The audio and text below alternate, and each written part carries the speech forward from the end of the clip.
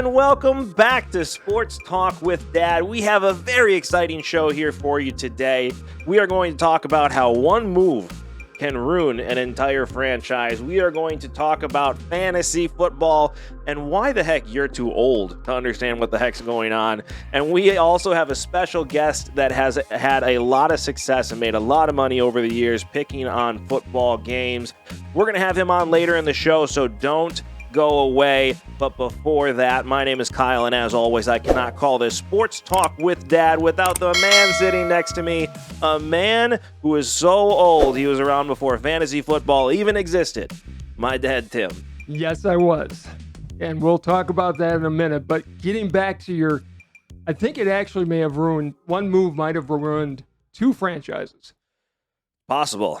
It's possible. So the Josh Hader trade, the Padres have said, take a break. You need it. They have. And before we get into it, in case you did miss it, Josh Hader was a closer for the Brewers, been a member of the Brewers since he was called up. They are in the middle of a pennant race. In first place in the division, one of the top teams in the National League and in the major leagues in general. And at the trade deadline, they decide to trade arguably the best player they have on their team. Okay, and in defense of the Brewers, the reason that they did it was Hader's coming in the end of the contract. They obviously thought the guy they were getting from San Diego could fill in and get them through this season and get them through the playoffs. Hasn't worked out that way. They've dropped 5 games, and they're in rough shape. Listen here, 2 things to that, okay? And then we're going to get I'm just telling you their logic. I'm not saying I agree with it. No, I understand, but 2 things on that. First off, he's going into arbitration. It's not like you're losing him to free agency next year. They weren't going to pay him the whatever It's going to end up being $5 million in arbitration, most likely. $5 or $6 million, which I'm sorry. Extra. Which is a drop in the bucket. I get it's a small market team, but say you're going to let him walk at the end of the year, or say you're going to do a sign and trade. You sign him and then trade him in the offseason. You are going for a World Series. Obviously not. And that's your best player. And I said at the time, the message you are sending to your team right now is that you're not ready to win right now. And for those of you that haven't been paying attention, that's exactly how the clubhouse took it. They went from 5 games up before that trade to the Cardinals to 5 games back in the Cardinals. It's been a 10-game swing. Just lost 2 out of 3 to the Cubs, which they lose to the Cubs all the time anyways. And now they're going to play the Dodgers. It has destroyed their team. Their batting average as a team has gone down by almost 50 points in that time frame. Their ERA as a team, which was one of the best starting rotations and bullpen in Major League Baseball, has gone up almost 1 since that trade. And on top of that, the really thing that I was going to point to, so Hader goes to San Diego. His wife was pregnant. Right. There's a problem with the baby. Don't know what it is. Don't know if it was a surprise, but there was an issue. Hader's went in the tank. I have no issues with that because if I remember when your son was born, Grayson was born, he was born with a cleft palate. Your mind was 15 different ways. I was all over the place. Fortunately, it was one surgery. That kid learned how to suck on a bottle without his palate. Yeah, but it was 10 months before he could have surgery. Correct. Right? And it was a mess. And I was lucky enough where I got to stay in the same job that I was in. I was comfortable around the people I was in. And I was around people who understood my situation and allowed me to kind of deal with things on my own. Correct. And thank God his lip wasn't involved. And so he's perfect. Yeah. But you look at Josh Hader. If the Brewers knew there was an issue with the baby beforehand, right, they're a horrible organization for not sticking by him and letting him stay in his home where his wife is, his family is, so he could be there when the baby was born. Now, listen, business is business. GM's got to be GMs. And I'm going to assume that that's not. I'm assuming that they didn't know there was an issue with the baby until it was born. I'm going to go under that assumption as well. But either way, you include that in. He's got a 16 ERA since going to San Diego. Which, if he's got issues at home and all of a sudden you're halfway across the country playing for a different team, away from where you normally live, normally play, you're away from people that you came up with and a lot of your friends in the dugout where you're comfortable. Your entire support system is gone. Correct. Where I think if he's still in Milwaukee and this situation happens, I don't think because Because a lot of fans are saying, well, look where he's at now. Well, it's a different situation if he's still in Milwaukee, and I 100% believe that. Correct. But man, I don't understand from a GM perspective how you can look at that situation and say, listen, we want to win now, but we're going to make this move and trade away arguably our best player and a big clubhouse guy. I don't make the trade. You have get rid of him. To your point, they had the best starting rotation, but in Milwaukee, that means they're pitching 4 or 5 innings at most.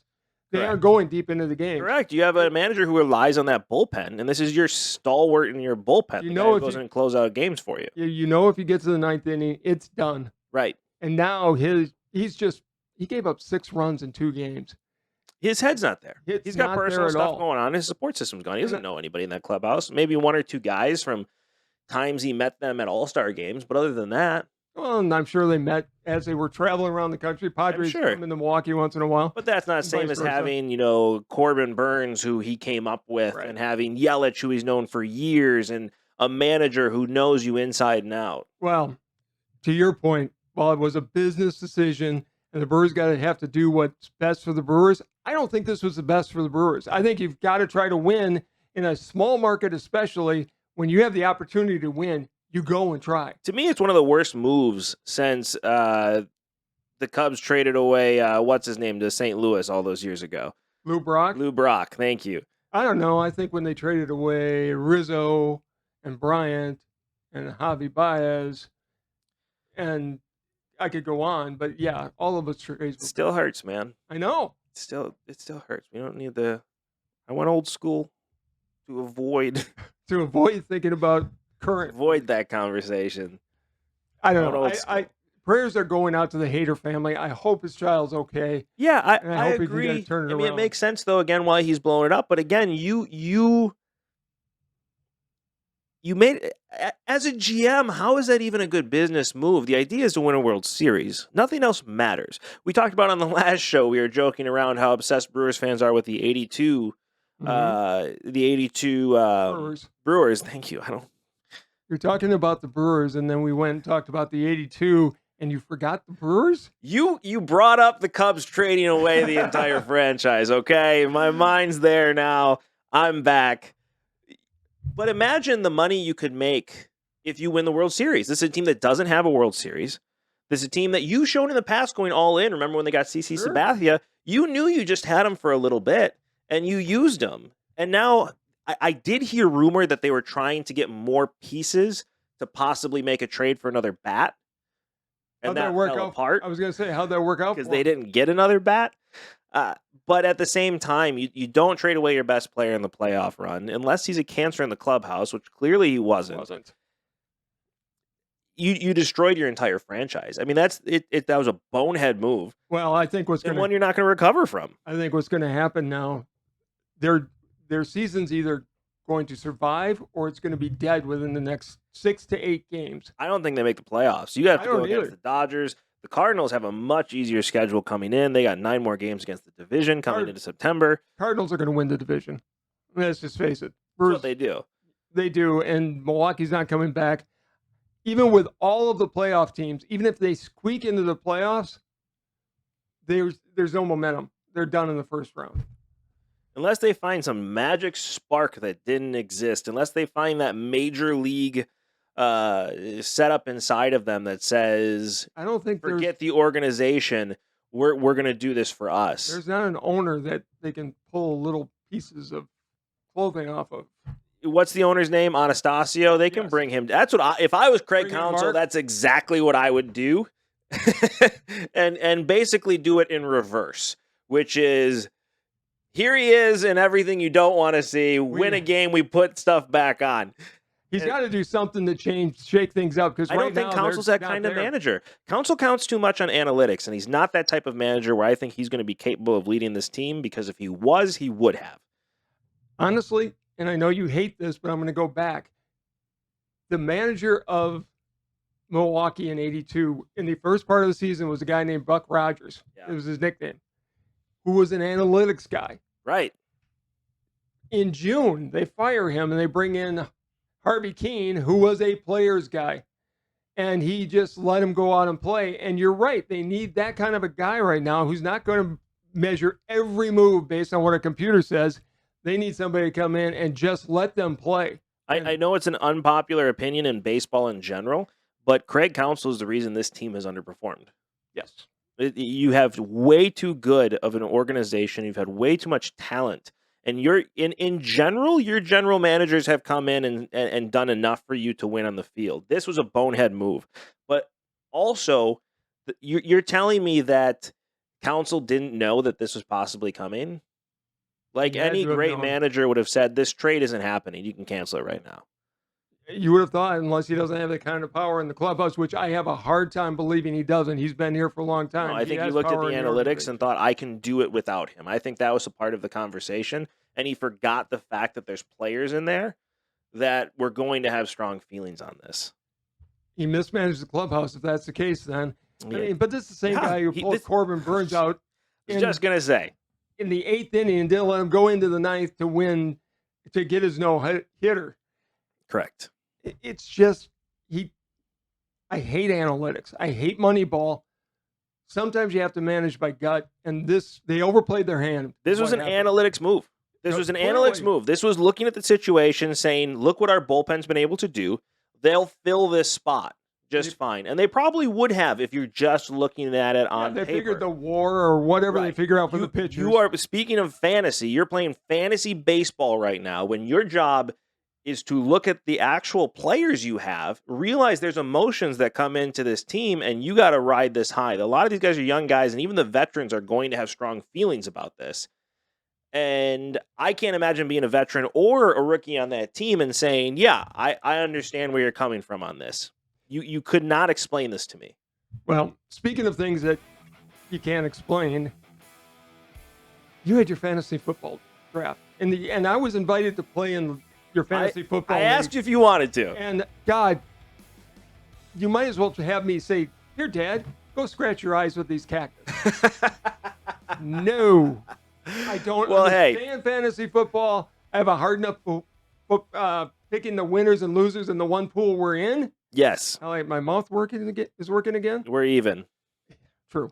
But you had your fantasy football draft. I did. And if you want to see the ups, let me show you here, because you refused to come down and do it with me. I invited you to come and watch it, and you said, I want nothing to do with this. I will tell this is a clown show. And I will tell you why. You came up and you were all excited and said, oh, we had the draft. Guess what? I said, what? Well, hold on. Before you get there, No. I'm going to explain it to you. No. I want to show you exactly what my emotions looked like for this. All right. I got my water. I am hydrated. I am pumped with research. I am ready to go. This is going to be the best draft I have ever had. Championship coming. Here we go. All right. There we go.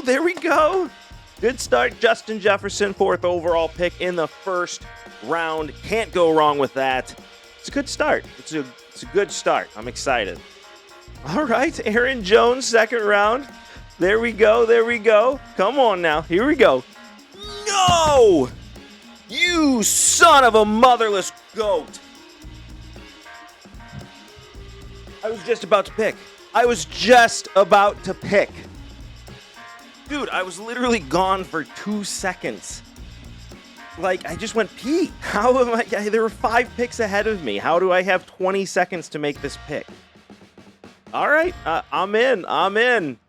This is awesome. Oh, come on. This pick will either be the best pick of the entire league, or it will be a pick I very much regret later on. Oh, I had such high hopes going into this draft. Okay. And then you come up and you say, Dad, guess what? And I go, what? Thinking you did something crazy. I got Russell Wilson. And then in the 12th round. 13th, whatever. I got Aaron Rodgers. And I'm thinking, explain to me how this is like real football, because the most important players in football are the quarterbacks, and you got them as if they were the 17th round and they didn't even matter. Listen, I'm still trying to wrap my brain around the fact that I got both of those players, because it's coming into the 9th is when I got Russell Wilson. I don't know how I got Russell Wilson in the 9th, but I was actually debating between Aaron Rodgers and Russell Wilson. Russell Wilson had some more weapons, so I said that's a better choice. And then Aaron Rodgers was still there in the 13th. I'm like, well, I can't pass him up now. I'm all set on my other skill positions, so we're going to make this work. Okay. Very exciting. So yeah, I have two quarterbacks, and normally I don't draft a backup quarterback. Aaron Rodgers is your Mr. Irrelevant. Close to it. I had 2 more rounds after that. So, but he was my 3rd to last pick. Explain to me how fantasy football works, because obviously I don't get it. I've tried. I don't know how to explain this any better than I have, but I'll try again. So basically, what you have. So I'm in what's called a PPR league. Okay, anybody watching knows PPR knows it's points per reception. So you get 1 point per catch. Got it. All right. So if you're in a league where you get 1 point per catch, what is your number 1 position going to be that you're going to draft? Yeah. See, this is why I don't even explain it to him. Okay. No, but quarterbacks don't put up as much points. If you have a quarterback that puts up 20 points on a day, it's a good day because you get points for touchdowns, you get points for how many yards they throw, you get points for all of that type of stuff. Don't you get points if they throw a touchdown pass? You do. You do, but there's also points for a touchdown catch, which is more points. You get more points for touchdown catch than you do for a touchdown throw. I wouldn't start Rodgers all year. Yeah, right. No, I ended up having a good draft. Justin Jefferson with my 1st overall pick. I got Aaron Jones in the 2nd round with my 2nd pick. I ended up having a solid draft. What do you do with the defense? Defense, there's 2 theories on defense, and I've lived them both because I've been doing this for. I started this in Florida. Right. I had never played before, and then a bunch of friends of mine in Florida invited me to play, and I've been doing this league ever since. I did 3 leagues in 1 year once. I'll never do that again. I'm just 1 league, and I'm good. It gets to be too much. But it's what was your question? I zoned out for a second thinking about my team. Defense. Defense. That's right. So there's 2 theories on the defensive side of the ball. I had forgotten. That was squirrel. I'm going. Oh man. All right. That segment was brought to you by ADD. Anyways, so the defense, there's 2 theories. One is you can switch out your defense every single week. So basically you look at matchups and you pick the best defense. That works on daily more than anything. I've done it in the fantasy realm before. Daily? How can you do NFL fantasy football daily? Well, you have a draft. So there's 2 ways to do it. You can have a draft every single week in a league. Oh, okay. Or there's ways that you pay for the players. So basically it's so many points and you pay to get those players and you have to build your roster with the amount of money you have. Basically you have a salary cap. Please put in the comments. Would you actually do this?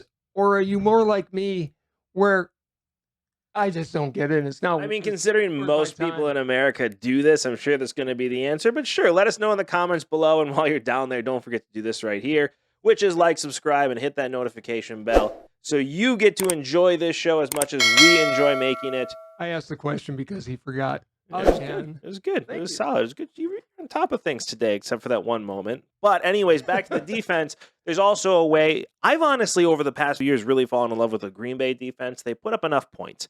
I need my defense to give me 6 points. That's all I need. Packers are going to need them to give them 14 this year. That's right. That's right. And you can have it because there's points for sacks. There's points for interceptions. There's points for touchdowns, just like with receivers. How about special teams? There's different ways. So I have a kicker. I just need my kicker to give me 6 points as well. I don't need much from him. I'm more into the skill players. So they can make or break. Defense, special teams used to be mixed. I'm not in a league where it's mixed anymore. It's just defense, and then the players get the points if they score the touchdown. There's different ways to do it. I go by kicker, and then the defense is just the defense. But I've really stuck to one defense. Look, you and I are in a pool where it's a unique pool because it's not just picking the winners. You actually have to assign them a number based on who you are most confident in winning down to who is the least. Correct. And we're going to continue doing that this year. We're going to just do one between the 2 of us instead of both of us doing it this year. That's hard enough. Which means we're going to curse your teams. Yeah, well.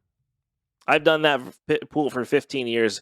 And there's 13 to 15 people every single year, and I finish in the top 3 once. Same here, and I've been in it longer than you have. It's pretty bad. I did it before I got in there. I had a 15 out of 16 week. Yeah. I've never done that when I've actually been in the league. No. So I convinced myself I could do it, Yeah. and it's just it's going to be bad enough when we're picking together. Anyways, I'm glad you're doing the fantasy football. I like watching you towards the end, either screaming at the TV. Yeah. You scream either way, but I do. Well, it makes the games more engaging. I'll tell you that much. Like, before doing fantasy football, I really was interested in the Packers and kind of paying attention to the other games. It really got me more engaged in football as a whole, because now all of a sudden I want to see what Justin Jefferson does, right? He's my first overall pick. So if he doesn't do well, I'm pretty much toast. It's checking the waiver wires. It's a fun way to do it, where you get once a week to really pay attention, play GM, and keeps you interested in the rest of the games. And fantasy has become $1 billion business. Minimum. Yeah, Minimum. Exactly. It could be $1 trillion. It may be at this with point. all of the betting, and then we could go down the whole road of betting and what is happening in the game because of betting. I personally don't want betting in the game for obvious reasons. And it won't be for the player side of things, but it's really hard to tell the players that when you're building casinos and stadiums at this point. Look at what happened to the guy down in Atlanta. He's out for the entire year. Yeah, that was kind of a ridiculous one, because, the more that's come out about that, it's like, well, he was not even playing in that game. Right. Like, I get it because he had inside information and he knew people on the team, and I get it, but giving him a year suspension and then giving Deshaun Watson 11 games. Thank you. That's pretty. Although I'm gonna save that for the couch on Maury, but it's pretty ridiculous. But the fact that he got a whole year for that. I'll give you the rationale for it. Nothing can harm the integrity of the game more than betting, even more than Watson. What he did, he's an evil and a rotten human being. It was off the field, but on the field, this inside betting, you said it right there. He had inside information. Correct. That can destroy the game. Look at what happened with the Sure, but he can come back though, and if he plays well, he can still go in the Hall of Fame. Paul Horney went in the Hall of Fame. He did. So did Alex Karras. Right. They were greeters at a casino. Yeah. Owned by a mob. I mean, Calvin Ridley actually put bets on a game in fantasy. He can still go in the Hall of Fame. So Pete Rose should be in the Hall of Fame. Pete Rose should not be. He is in the Hall of Fame. All of his bat is in there. His records are recognized. He doesn't get a plaque on the wall. Yeah. Because he's an idiot. Paul Horney's the Hall of Fame. You have no issues with that. Paul Horney's number should be retired. Should be. Different deal. He was a greeter. It's not because of he never bet on the games that we know of.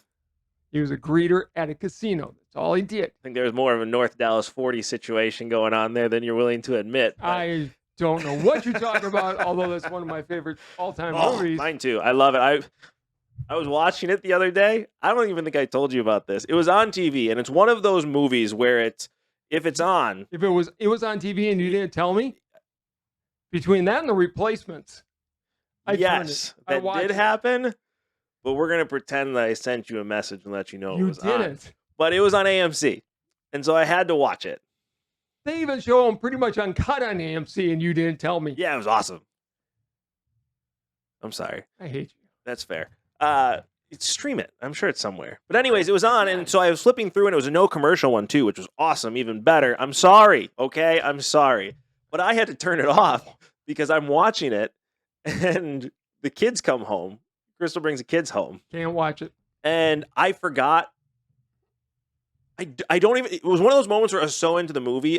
I got the concept that the kids were home. And I got the concept of this is the movie that I'm watching. But at the time, it didn't click that those two things shouldn't mix. Sounds like the explanation you had to give to your wife. Yeah, it's exactly the explanation that I had to give. She's like, "What are you watching?" And I was like, "Oh no!" And I turned it off. Luckily, it wasn't on a bad scene. It was when they were in the locker room and they were smoking their cigarettes while everybody else was working out. So it wasn't like it was anything bad. The conversation definitely got there, but Nolte very rarely smoked regular cigarettes in that movie. That's fair, but According to the kids, it was cigarettes. But no, it was one of those, my brain did not click to, I need to turn this movie off now because there's children in the room, which was quickly reminded by my wife that movie needed to turn off. And then we watched Bluey, so it was all good. That's your penance for not telling Dad that one of his favorite movies is on. Which, by the way, speaking of, The Replacements is one of my favorite movies. It's good. I love it. Getting overrated. But just because it's on so much, but they never play I have never seen the uncut version of that movie. It's streaming uncut now. Where? It's HBO, not on Netflix, HBO Max or something like that. I don't have HBO Max. That's fair. I'm not paying for HBO Max. I don't blame you. So I've never seen it. I would love to see it uncut sometime. It's no different than the TV. It's just a couple extra words. I thought it was this big thing too. It's really not. It's just a couple extra course words in there. They don't cut any scenes. It's all the same thing. Again, you've got HBO Max and you haven't given me your login so I can watch it. I've offered you logins to this. You have never offered Netflix, yes. HBO Max, no. You make me suffer. Okay, I've offered you logins to everything else, and I forgot HBO Max. You also could have asked. I didn't know it was on there. How could I ask? I mean, believe me, HBO Max is the furthest thing from my mind to ever watch. That's fair. I have it because, as you know, I'm a big Batman fan, and that's all the DC stuff's on there. Got it. So I like watching that, and I'll watch the animated series with the kids. I have to go and watch the new Batman. Have you not seen it yet? I haven't seen it yet. It's awesome. It's probably my favorite adaptation of Batman on the big screen. So you went to see it? It's on HBO Max. Oh. Okay. Thanks. There you go. Thanks for having me. No, it's really good because it brings him back to the detective side of things. Which is good because he's the world's greatest detective. Correct, which they had really gone away from, which was not unfortunate. A superhero. No, he's not. What? There's no superpowers, except money. There are tons of people who think Batman's a superhero. No, he's not a superhero. He's the world's greatest detective. He's got wonderful toys and a lot of money. Correct. But his back can be broke. He can be killed. Yes, he has been killed several times. But he keeps coming back. He does. Different universes. If you could be one superhero, true superhero, who would it be? True superhero? Well, I mean, if you could be a superhero. I wouldn't want to be Batman anyways. I wouldn't either. You could get hit. There's a book out there called Becoming Batman. It's a neurological textbook from the University of Victoria. But basically, of course there is. Well, it uses Batman as an example of basically how could you physically become Batman into the shape he is in the comic books now? And the answer is yes, but you'd have to be very genetically gifted, like Ronnie Coleman genetically gifted. And two, how long could you sustain being Batman? I mean, this guy's out there every single night getting pummeled. How long can your brain handle that? And it's really good. I highly suggest it. It's called Becoming Batman. But it's good. So I wouldn't want to be Batman because the answer is not long, right? I mean, he's going to be brain dead in a few years. It's not what the book says, so no spoilers there. Not that our listeners were probably going to read it anyways. But anyways, if I had very smart listeners, they may in fact go and find that book. Give them some credit. That's fair. Back to the story at hand. If I had to be one, I'd probably be Flash. Okay. Probably have to be Flash. I'd do Green Lantern all day. Yeah. Yeah. Although I don't know if I have the willpower. I mean, you've seen me with candy, so it's true. You kind of have to have a lot of willpower to be Green Lantern. I don't know if I'd do that. So maybe Human Torch. I just always thought he was a cool superhero. I mean, I'd take any of them. I'd even be Elongated Man. Yeah. Which may be the worst name ever for a superhero. Plus the fact, when the original cartoons, he just had to take ginseng. That was this magical Eastern herb that he took. Now it's in every energy drink in the world, so maybe we're all going to be elongated, man. Soon. Start to stretch. I felt my arms getting a little bit longer, so it makes sense. We have had ADD back today. We're back. We're back now. Back now. What are we talking about? We were talking fantasy football. Yes. So, I mean, really, you just have to get into it to understand it. I've been trying to get you to get into it just so you could see what it's like and you just refuse to do it. Look, we're going to be talking about it every week this year because you're going to be having your pools and may have to shoot myself at some point. Listen, I'm either going to have the best team in the league or the worst team in the league. There's no in between with the picks I made. And we know our pool picks are going to be awful, but that's why we have Brian. It is why we have Brian. So as we promised you, we are bringing an expert here on the show. This is a man who I have gone to for all my picks because I just curse teams, you just curse teams. So at this point, we wanted to bring on an expert. We are calling this segment Makula Matata because when it comes to Brian making picks, there are no worries. He gets it down. This man has made a lot of money making football picks, and we're excited to have him here on the show, Mr. Brian Makula, coming from sunny Florida. How you doing, man? Hey, how's it going, Kyle? Yeah, I am and doing... Kyle's dad. And dad. And dad. And dad. Doing great. It's actually raining Florida today, so you got me on one of the off days. But yeah, normally we're sitting here at a balmy 93, so I'm sure things are just beautiful where you guys are coming from. It's a beautiful day today, which is nice. I am actually excited for it to get cold. I am getting sick and tired of this heat. So it's like 75 and no humidity. It is not today. Hot. It was like 98 degrees last week. It was not 98. It was like 85. It was. I heard the boy band singing. It was 100% 98 degrees. Where in Florida are you, Brian?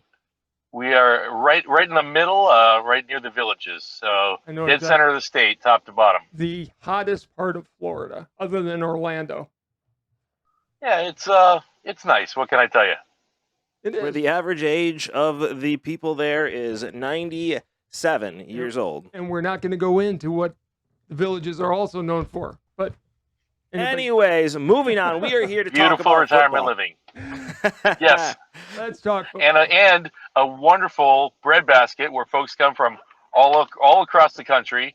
And so we get representatives of all the different sports markets and all fans from all the different teams. So that is very eclectic batch from a sports perspective, which of course brings us right back to where we are for the day. It's a heck of a segue. I knew you were on the show for a reason. Well done. So I want to bring you into, again, to discuss division winners. So the big thing is we wanted to find out who you think are going to win each division and who your Super Bowl picks are. I've obviously made mine clear. I am full on Patriots-Packers Super Bowl this year. And you have made your decision to pick.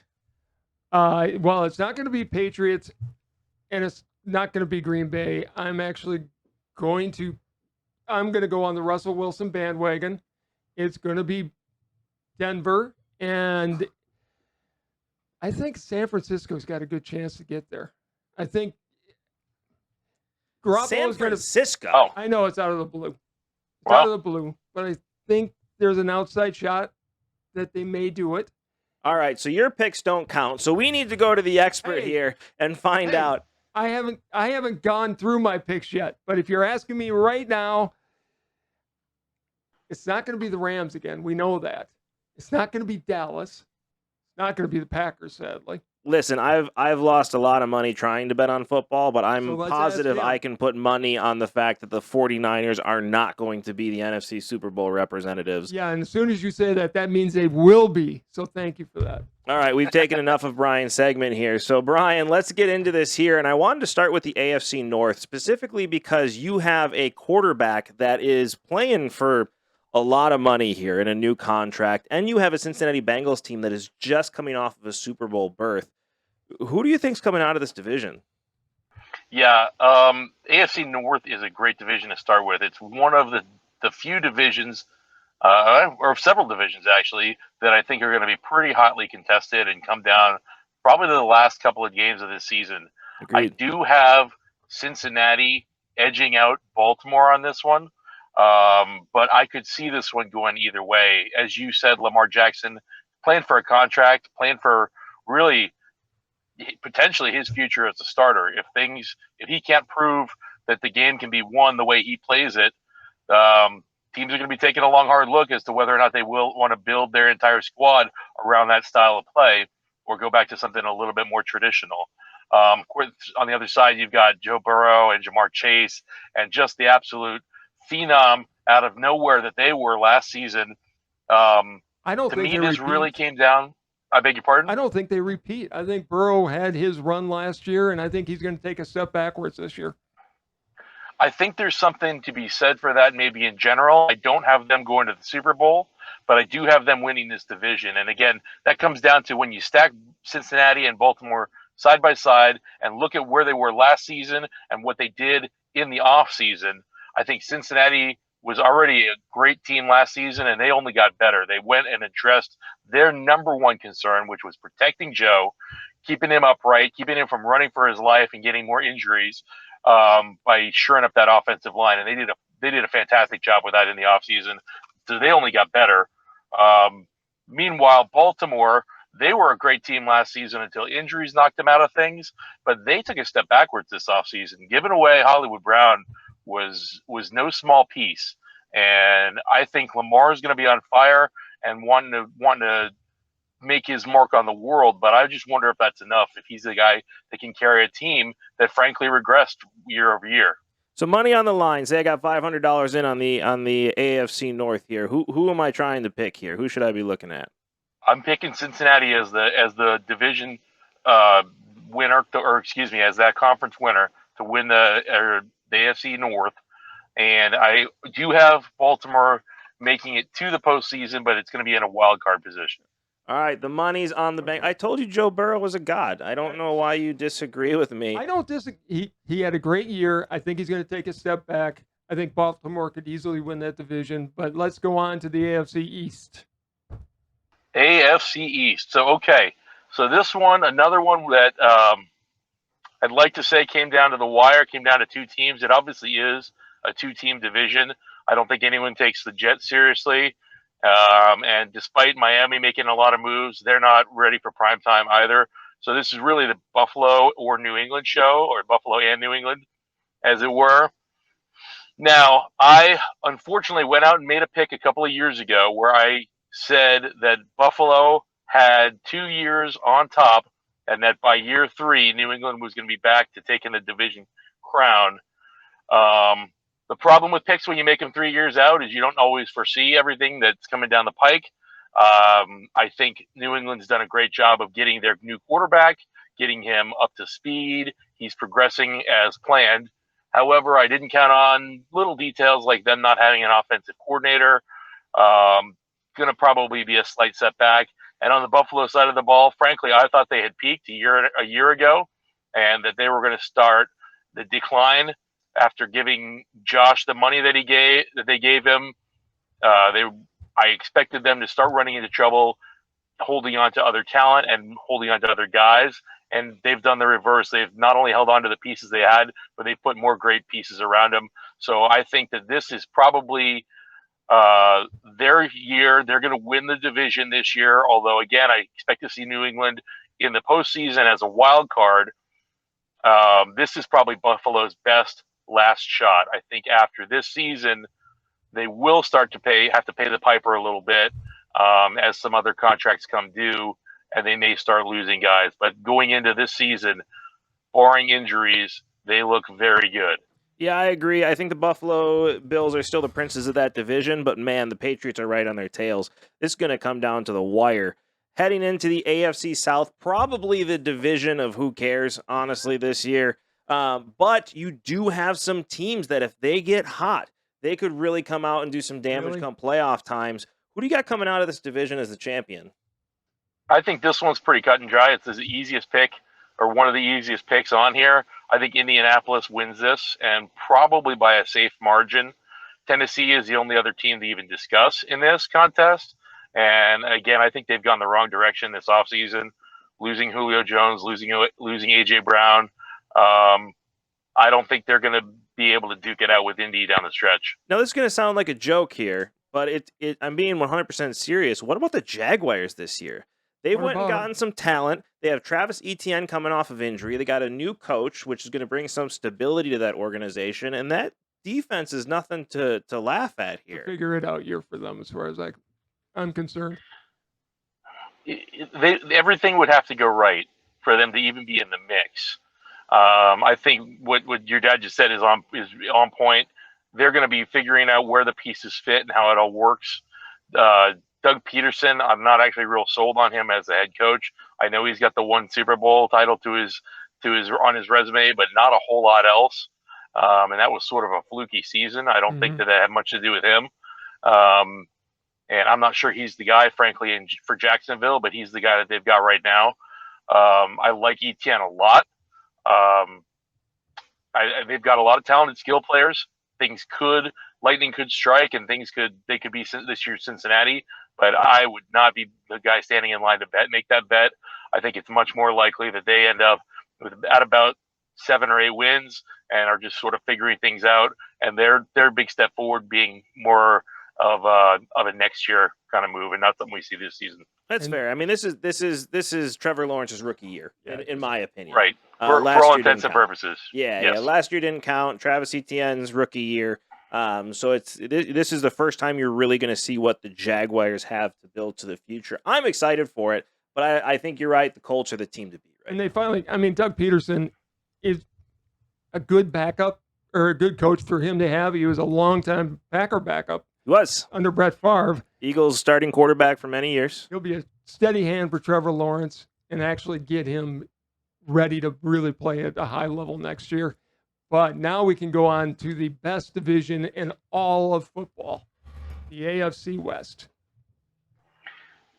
Yeah, let me tell you, both AFC and NFC, the West is just where the hard-hitting games are going to be played. I mean, they're probably the two strongest divisions, is the AFC West and NFC West. And I think you're right. The AFC is the stronger of the two. I mean, this is a division where I've seen all 4 teams being picked as a Super Bowl contender.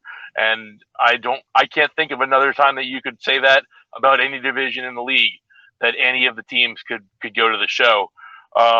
This one came really down to strength of schedule for me.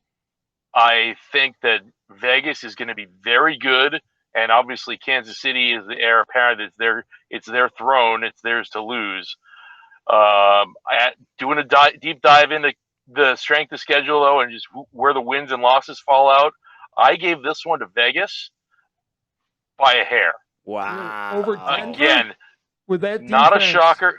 Not a shocker if Kansas City takes it, but I've seen them, especially last year and a little bit the year before, get a little bit lackadaisical in the middle of the season, play some games like they don't really care.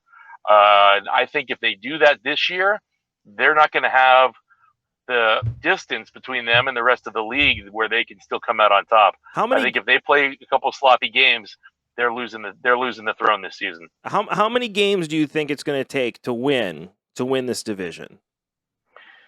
This game, yeah, you're probably in 14-15 win territory to come away with the top of this division, because they're going to beat each other up. I don't see how any of them get to 14 or 15. Are you telling me that you think Denver's not going to? I have Denver at the bottom of this division this year, and I know that's unpopular.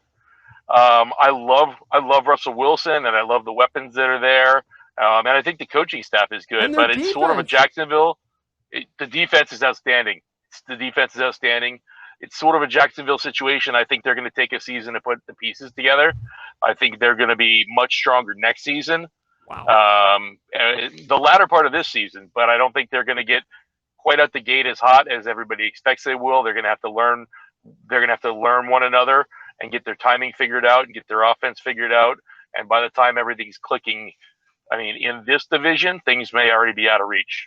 Well, I think we can all agree on one thing come in the AFC West, is that this is Derek Carr's last year to prove that he can be a top 7, let's say, starting quarterback in the NFL. If he's not a top 7 quarterback in the NFL this year, they're moving on.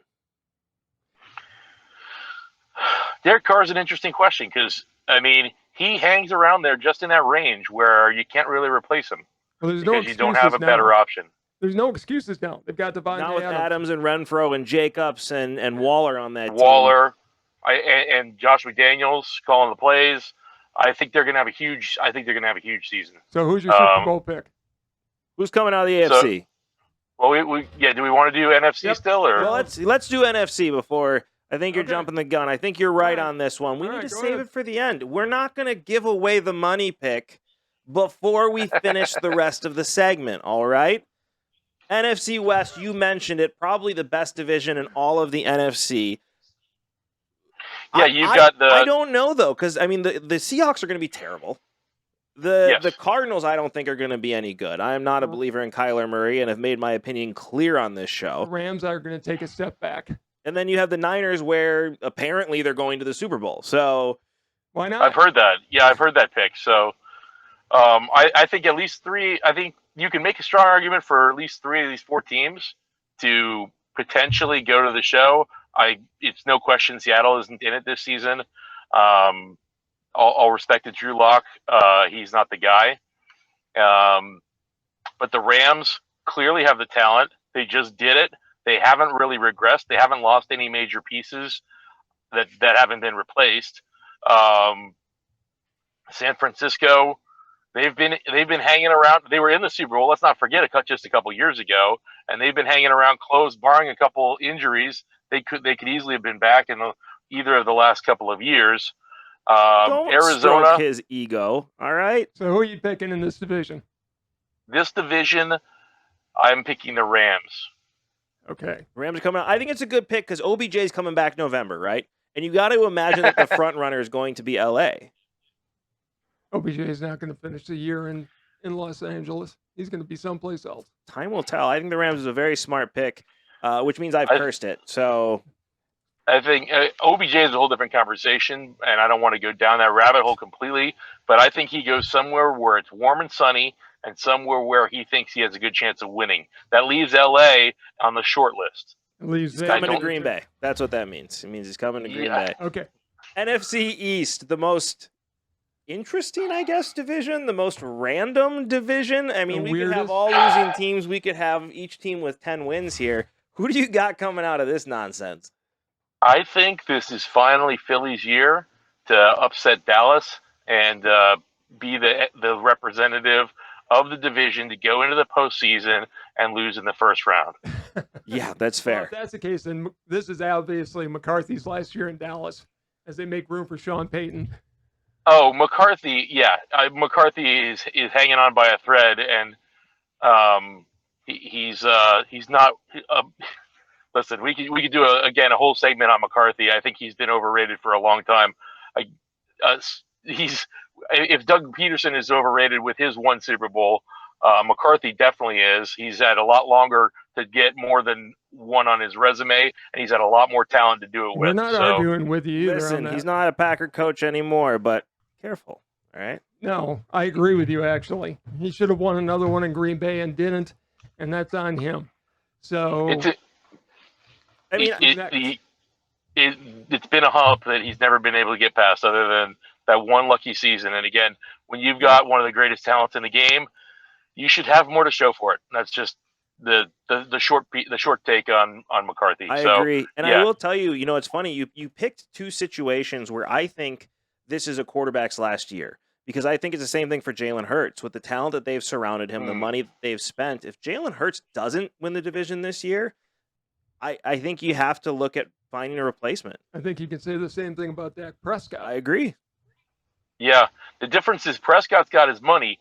Jalen Hurts they haven't paid, so they're going to be really looking at him and saying, "Is this the guy we back at the Brinks truck for, or are we going to try to find the next guy and move on without having to write that check?" So yeah, I think you're absolutely right. He's not at quite his contract year, but he's coming up on the year where they're going to have a big decision to make, and a lot of that decision is going to be based off the performance we see this season. Yeah. Now coming down to your neck of the woods, where the masked singer himself is now back in camp on the NFC South. I hope he won, considering he's back in camp now. I'm assuming he didn't make it to the finals of the Masked Singer, but we can look at the South now that he is there. I think this is pretty obvious. What do you think? I think it's pretty obvious. I think that this is Tampa's team, Tampa's division to lose. They could sleep through half the season and still be the representative in the post on this. Okay. Carolina and New Orleans are both interesting, but neither of them is going to be able to really threaten the dominance Okay, of Tampa Bay this season. I'm going to be the naysayer. I think Tampa's lost too many players and too many pieces. I think Brady is at that year where this is the year you finally see him dropping off because he's obviously interested in way more things than playing football. This reminds me, I've said it before, this reminds me of Brett Favre on his last year. It really does, Right. where you're really not there for training camp. You're really not paying attention. There's other things going on. His head's not there. At the same time, I agree with Brian on this completely. Like, the Saints will make it interesting, but it's still Jameis Winston. The Panthers, I think, are the only legitimate threat in this division. They don't even know which quarter. Well, I think they're going to walk. I don't think it's going to happen. I think Carolina might pull this out. See, that was going to be my question. Is you can throw stones at Tampa Bay all you want. Pick the other team. They have the luxury of being in a division where there's no real competition. Right. Granted, Tom Brady's back in the AFC East again, where there's just nobody else here to even compete.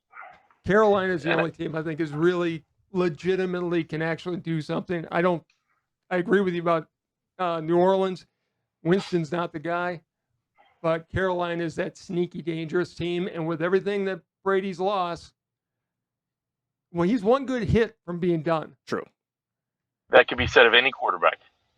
I think it's easier to say it about somebody who's, 450 years old this year?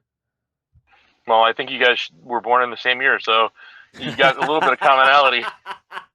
He's never coming on the show again. Oh, that was amazing. Hold on.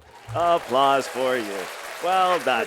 Okay. I love it. All right, now on to the division where I'm going to be biased in this division, right? I think I'm right in saying it, but I'm definitely going to be biased in thinking that. Tell me why it's not the Green Bay Packers coming out of the NFC North again this year. They have no receiver core? I'm not asking you. Oh, okay. I'm asking the expert. Well, I'll tell you this. First of all, I'll get the spoiler out of the way. I did pick the Green Bay Packers to take the NFC North this year. I've got Minnesota also making the postseason. I've got them in the wild card slot, and I could see this one being reversed. But I bet on experience and on clutchness when everything else is equal. And Rodgers definitely has the clutch gene, and Cousins definitely doesn't. So until he gets in the playoffs. Well, of course, yeah. We're talking regular season. Everyone knows he can't make it past an NFC Championship game, but regular season, he's as clutch as anyone. And whereas Cousins, who I think has the better team, the better offense around him by far, I agree. He tends to shrink in the big game. So until he shows me that that's not who he is, I'm going to give Green Bay the slight edge in the division and say Minnesota still makes the post on a wild card. And let's not kid ourselves. They're going to be a good team this year. They could do a lot of damage. And Green Bay is taking a step backwards. They've taken a step backwards. No, I don't Their think defense is going to carry. The defense and the run game are going to have to carry the team. Correct. They're not going to look like the Green Bay of the last couple of years, where it's the Rodgers show. Rodgers is going to have to maybe work a miracle once or twice, but basically stay out of the way and not make mistakes and let the strength of the team be the strength of the team. Listen, he's got that ayahuasca power now, okay? Hopefully it helps him relax, because if his ego gets in the way and he needs to be the guy with the ball on 87% of the snaps, the team could be in trouble. Ego? Aaron Rodgers? What do you think about the Lions? I mean, it's the most expensive offense in the league, right? They've gotten better. They have gotten better. I've got them third. We got them third in the division. Obviously, Chicago seems to be in a complete rebuild, so they're not even relevant. I do think the Lions are on the rise, but I don't think they're really competing with Green Bay and Minnesota as of now. They're making the playoffs. Ryan, they are my surprise playoff team. 6 teams change in and out every single year. Minnesota was there last year. Detroit is going to be in the playoffs this year. So they're officially winning 3 games. Yeah. He's officially jinxed them. Well, so you're calling for the Lions to go farther than the Saints, is what I heard. A little bit. I think they're going to be in the playoffs. I'd like to see how that take ages as we get through the season. I like what the Lions have going for the first time in maybe my lifetime. They seem to be going in the right direction. And I think as well as they played last year, I'm going to see them in the playoffs. All right, Brian, now it's the moment of truth where the drum roll really sets in. Okay. I know we're going to have you on to talk playoff bracket and find out your wild card teams later on in the season, especially as time rolls out. My question is, preseason Super Bowl picks, who are the two teams going and who's going to win this game? Who am I needing to put money on right now? Yeah, so you obviously you have the division leaders, and I mentioned a couple wild cards as we went, so you could tinker some of this together, but we'll dive into it later. To cut all the way to the chase, I think your representative for the AFC this season is going to be Buffalo. Like I said, it's do or die time for them. They're probably at their peak and will start to decline, and they've got competition rising around them. If they don't make it happen this season, it could be a very long time before they get another window of opportunity. On the NFC side, I think we have a very good chance. My pick would be Tampa Bay. And I don't think... Oh, that's not a homer pick at all. I think... sorry? I said that's not a homer pick at all. I'd be happy to break it down for you when we have more time. If you're going to tell me that Green Bay is going to outduel them in the postseason, we could certainly have that debate. It sounds invigorating. I would never say that that's going to happen. Green Bay gets to the NFC Championship, and Rodgers has got it. Rodgers is very much like Peyton Manning. Great regular season. Has to figure it out in the postseason, and Rodgers just hasn't. That's what the ayahuasca's for. And on the other side of that coin, the guy in Tampa Bay is sort of the reverse. He rises and improves when the postseason comes around, and I think he'll do the same. I don't think he came back with nothing to prove, by the way. I don't think he made the decision to come back if he didn't see a path to another ring.